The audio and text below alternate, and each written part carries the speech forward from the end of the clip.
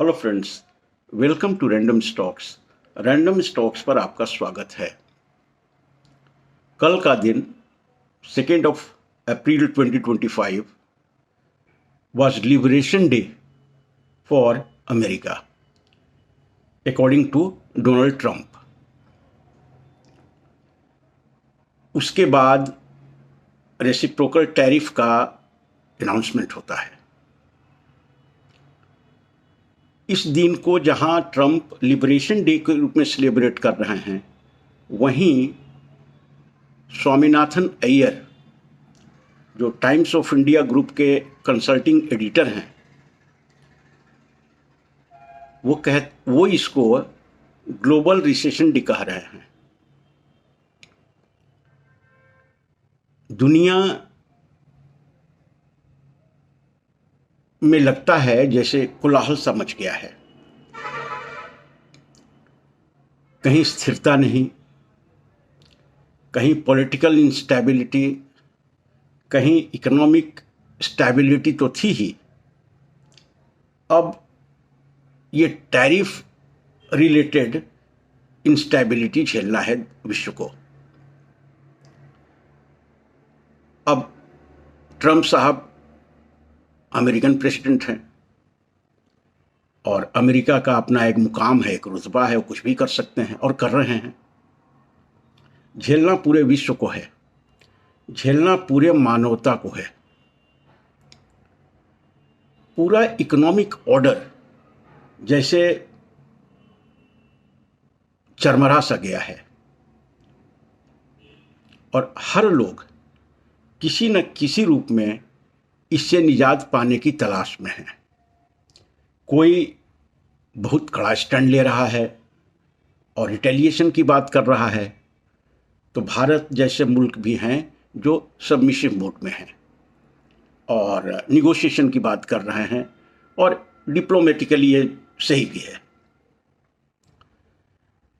आज एक विजय केडिया साहब का ट्वीट देख रहा था और एक बहुत ही खूबसूरत इंसाइटफुल उनका ट्वीट आया है 2 घंटे पहले।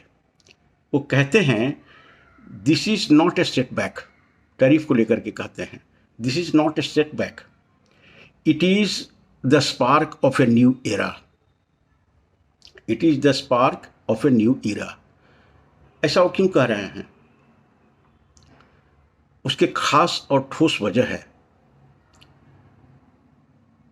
जहां दुनिया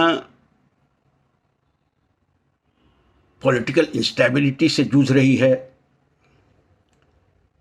भारत में पॉलिटिकल इकोनॉमिक स्टेबिलिटी है।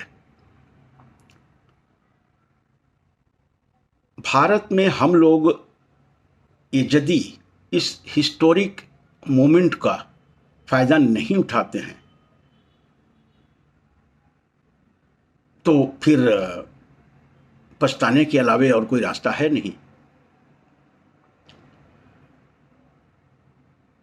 इस तरह के डिस्ट्रप्टिव मेजर्स कभी कभी अपने पॉलिटिकल हायरार्की को नींद से जगाने के लिए काफ़ी होता है, और हम लोगों को नींद का स्वांग बहुत अच्छा लगता है, बहुत प्रिय होता है।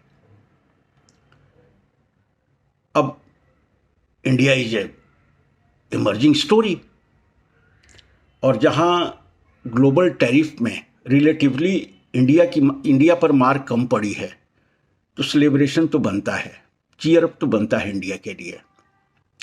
एक नज़र डालते हैं अपने आसपास के पड़ोसी मुल्क में क्या टैरिफ का हिसाब किताब रहा है। India 26%, China 54%, Vietnam 46%, Taiwan 32%, Thailand 36%, Bangladesh 37%, Sri Lanka 44%। हमारे नेबर्स ही हमारे ग्लोबल मार्केट में कॉम्पिटिटर्स हैं। इसलिए इनडायरेक्टली ट्रंप का ये रेसिप्रोकल टैरिफ अनाउंसमेंट भारत के लिए एक पॉजिटिव है।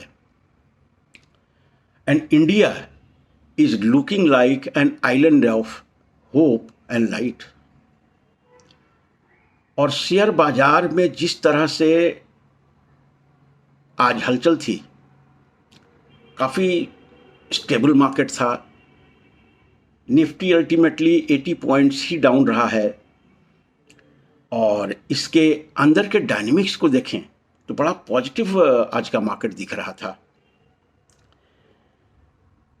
एडवांस डिक्लाइन रेशियो रहा है 2057 advances and 829 shares decline, so 2.5 times in favour of advances. Band hitters को देख लें, जो ऊपर में फ्रीज थे उनकी संख्या थी 287 और नीचे के जो सर्किट में फ्रीज थे उन शेयर्स की संख्या थी ओनली 25। क्या दिखाता है, क्या स्टोरी है? इंडिया का जो होना था पहले हो गया। हम काफ़ी दिन से ये बात कह रहे हैं और आज भी अगेन रिपीट कर रहे हैं। लेकिन एक बात तय है, हम लोग रिलेटिवली कम सफ़र कर रहे हैं। लेकिन जब विश्व ही डिप्रेशन में आ जाए, खास करके अमेरिका जैसा बड़ा इकोनॉमी, तो ये छोटे छोटे चीज़ों के लिए फिर जगह नहीं बच जाता है। अब अमेरिका में रिसेशन आता है, डिमांड में स्लैकनेस हो जाता है या डी ग्रोथ आने लगता है, तो जो भी एक्सपोर्ट है वो भी कम हो जाएंगे। प्राइस के फ्रंट पे तो डैमेज हो ही रहा है टैरिफ की वजह से, वॉल्यूम के फ्रंट पे भी होगा। एक और इंटरेस्टिंग बात है, ये रेसिप्रोकल टैरिफ का अनाउंसमेंट एफआईआई के दृष्टिकोण में बड़ा पॉजिटिव दिख रहा है। एफआईआई इसको बड़ा पॉजिटिवली रिएक्ट कर रहे हैं। उनका कहना है कि इंडियन कैपिटल मार्केट्स का वैल्यूएशन अब बिल्कुल मॉडरेट है, ठीक ठाक है। मैक्रो इकोनॉमिक स्टेबिलिटी है इंडिया में एंड ग्रोथ आउटलुक इतना पॉजिटिव कोई भी इमर्जिंग मार्केट या डेवलपिंग इकोनॉमी में भी नहीं है। तो India is a very smart player आज के दिन में।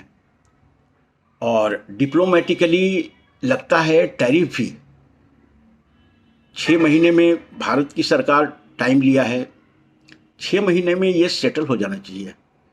तो टेम्पररी पेन जो लग रहा है, हमें तो लग रहा है कि ये लॉन्ग टर्म में काफ़ी गेन होगा इंडियन इकोनॉमी को, इंडियन कैपिटल मार्केट्स को।